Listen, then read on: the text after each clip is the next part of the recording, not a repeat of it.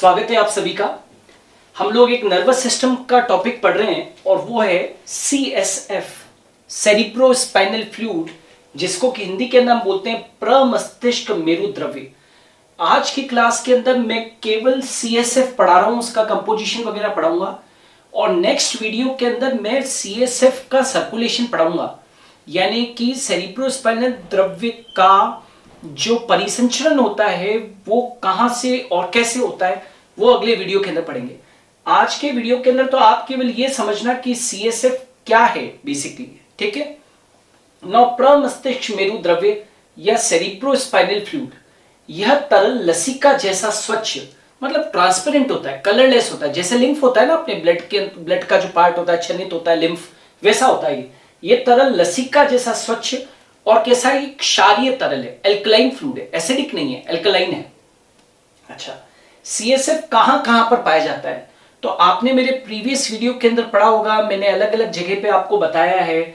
जब मैं आपको ब्रेन की मेनिंजेस पढ़ा रहा था, मस्तिष्क आवरण पढ़ा रहा था और उसके अंदर कैविटीज थी तब बताया था, राइट। पिछले वीडियो के अंदर मैंने जब ब्रेन वेंट्रिकल्स पढ़ाई थी तब भी CSF का जिक्र किया था। स्पाइनल कोड जब हम पढ़ाते हैं तब भी CSF का जिक्र करते हैं। तो आपको बता दूं कि CSF है कहां पर। CSF मस्तिष्क की गुहाओं में पाया जाता है, यानी कि ब्रेन की वेंट्रिकल्स के अंदर पाया जाता है।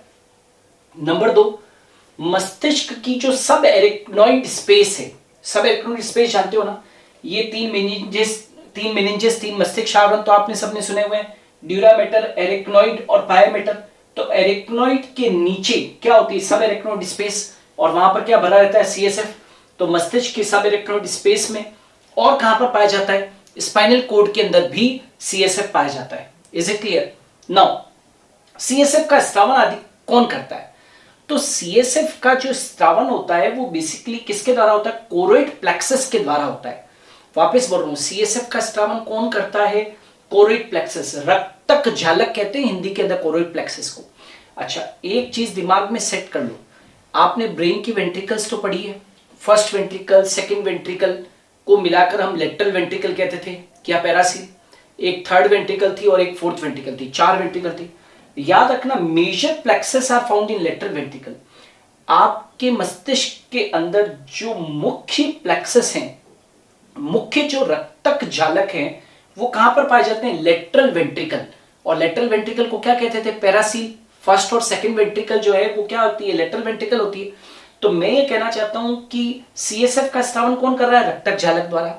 मुख्यतः रक्तक झालक जो है, राइट, वो कहां पर पाए जाते हैं, लेटरल वेंट्रिकल के अंदर।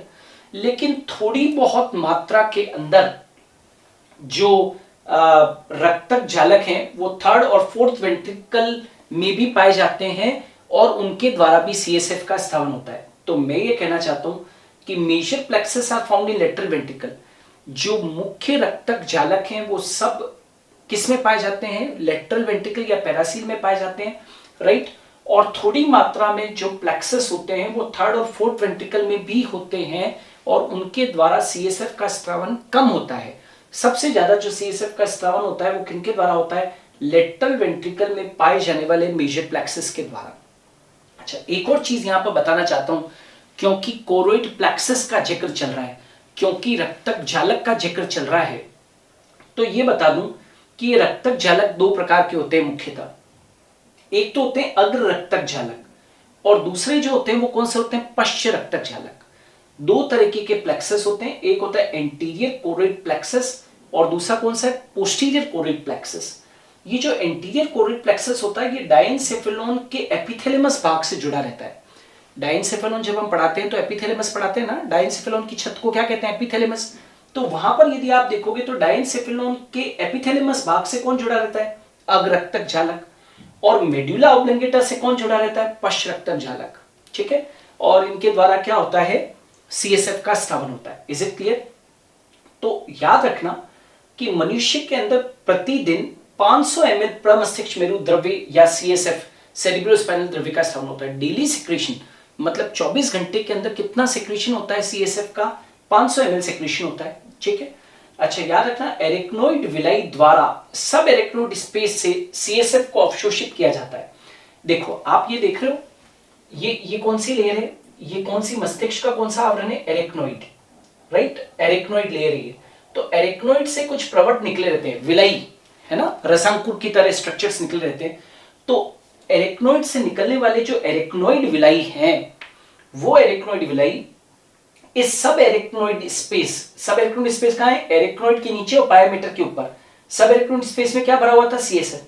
तो यहां से सीएसएफ जो है उसको लेते कौन है, एरेक्नोइड विलाई, और एरेक्नोइड विलाई इसको लेकर कहां पर डाल देते हैं, क्रेनियल वीनस साइनस में।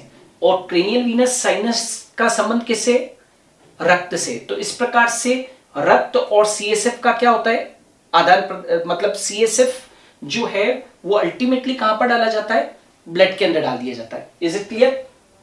तो एरेक्नोइड विलाई द्वारा सब एरेक्नोइड स्पेस से सीएसएफ को अवशोषित किया जाता है, और यहां से तो ये एरेक्नोइड विलाई अवशोषित करेंगे सीएसएफ को और किस में डालेंगे, क्रेनियल वीनस साइनस में। और क्रेनियल वीनस साइनस से सीएसएफ कहां चले जाएगा, ब्लड के अंदर चले जाएगा। समझ में आ रहा है। अच्छा, अब क्वेश्चन ये राइज होता है कि सब एरेक्नोइड स्पेस के पास में सीएसएफ कहां से आया, तो इस स्पेस में कहां से आया, तो लास्ट वीडियो के अंदर देखना, मैंने आपसे डिस्कशन किया था foramen of Luschka. Foramen of Luschka जो एक एक होते हैं, राइट, मेडुला ऑब्लिंगेटा के पार्श्व में, और एक मैंने बात की थी उसकी पृष्ठ सतह के ऊपर, मेटासील की पृष्ठ सतह के ऊपर मैंने बात की थी किसकी, दैट इज फोरामेन ऑफ मैग्नेटी की। तो फोरामेन ऑफ मैग्नेटी और फोरामेन ऑफ लुश्का नामक छिद्रों से सीएसएफ ब्रेन की वेंट्रिकल से निकलकर और कहां पर आ जाता है, इस सब एरेक्नोइड स्पेस में आ जाता है। और सब एरेक्नोइड स्पेस से इसको कौन लेती है, एरेक्नोइड विलाई। एरेक्नोइड विलाई कहां डालती है, क्रेनियल वीनस साइनस में, और क्रेनियल वीनस साइनस कहां खुलता है, ब्लड के अंदर। खैर, मैं अगले वीडियो के अंदर सीएसएफ का पूरा सर्कुलेशन पढ़ाऊंगा आपको, तब आपको ये पूरा सर्कुलेशन और बेहतर तरीके से समझ में आएगा। अभी जितना समझ में आ रहा है वो आप देखिए। तो एरेक्नोइड विलाई द्वारा सब एरेक्नोइड स्पेस से सीएसएफ को अवशोषित किया जाता है। क्लियर है। साथ के साथ आपको यह भी जानना होगा कि सीएसएफ का संगठन कैसा होता है, सीएसएफ का कंपोजिशन कैसा है। तो सीएसएफ के अंदर प्रचुर मात्रा में प्रोटीन है, मुख्यतः एल्बुमिन प्रोटीन और ग्लोबुलिन प्रोटीन। साथ के साथ उसमें ग्लूकोज है, कोलेस्ट्रॉल है, यूरिया है, साथ ही सोडियम, पोटेशियम व कैल्शियम के, याद रखना, साथ ही सोडियम, पोटेशियम व कैल्शियम के सल्फेट, क्लोराइड्स व बाइकार्बोनेट्स भी पाए जाते हैं। फॉस्फेट लवण भी है यहाँ पर, थोड़ी बहुत मात्रा में यूरिक एसिड भी है, और थोड़ी बहुत मात्रा में क्रिएटिनाइन भी है। तो ये तो सीएसएफ का क्या हुआ, संगठन हुआ। अब लास्ट में आ जाते हैं कि सीएसएफ के कार्य क्या है। तो देखो, मस्तिष्क को बाहरी आघातों से सुरक्षा देना, ठीक है, इसका मुख्य काम है to protect the brain from external shocks या मैकेनिकल शॉक्स। इसका काम है मस्तिष्क को बाहरी आघातों से सुरक्षा देना, सबसे महत्वपूर्ण कार्य। दूसरा, जो सीएसएफ होता है वो मस्तिष्क को उत्प्लावकता प्रदान करता है, बायोन्सी प्रदान करता है, जिसके कारण ब्रेन के भार को ये 0.18 kg महसूस करवाता है। एक्चुअल में ब्रेन का जो वजन होता है वो कितना होता है, 1.4 kg, लेकिन क्योंकि सीएसएफ प्लावकता प्रदान करता है, बायोन्सी प्रदान करता है, इसलिए ब्रेन बायोन्सी के कारण कोई भी चीज हल्की हो जाती है। तो उस बायोन्सी के कारण ब्रेन का जो वेट होता है वो 1.4 kg से रिड्यूस होकर, और ये कितना महसूस करवाता है, 0.18 kg ही महसूस करवाता है। क्लियर। अच्छा, मस्तिष्क के एंडोक्राइन माध्यम का काम करता है, मतलब ये मस्तिष्क के एंडोक्राइन माध्यम की तरह भी सीएसएफ काम करता है, अर्थात ये मस्तिष्क के अंदर वेरियस हार्मोन्स को भी क्या करता है, यही संवहन करवाता है। सीएसएफ के द्वारा ही मस्तिष्क के अंदर वेरियस हार्मोन्स का स्रावन होता है।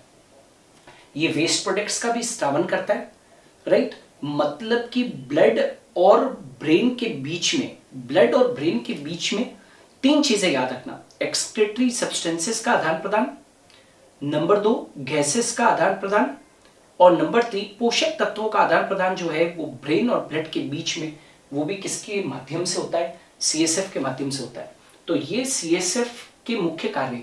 तो आज के वीडियो के अंदर मैंने आपको सीएसएफ का सर्कुलेशन, सीएसएफ कहां से होकर कहां जा रहा है ये नहीं पढ़ाया है, वो तो डिटेल में मैं आपको नेक्स्ट वीडियो के अंदर पढ़ाऊंगा। आज के अंदर तो मैंने ये बताया कि सीएसएफ को कौन स्थापित करता है, सीएसएफ कैसा होता है, राइट। सीएसएफ का मुख्य स्रावन जो है वो किसके द्वारा होता है, सीएसएफ का संगठन कैसा है, और सीएसएफ का कार्य जो है वो कैसा होता है। केवल ये आज के वीडियो के अंदर हमने पढ़ा है। नेक्स्ट वीडियो के अंदर सीएसएफ का सर्कुलेशन पढ़ेंगे और तंत्रिका तंत्र से संबंधित और भी बहुत सारे जो टॉपिक्स हैं उनको हम लोग जल्द लेकर आएंगे। सो इंतजार कीजिए। Thanks a lot.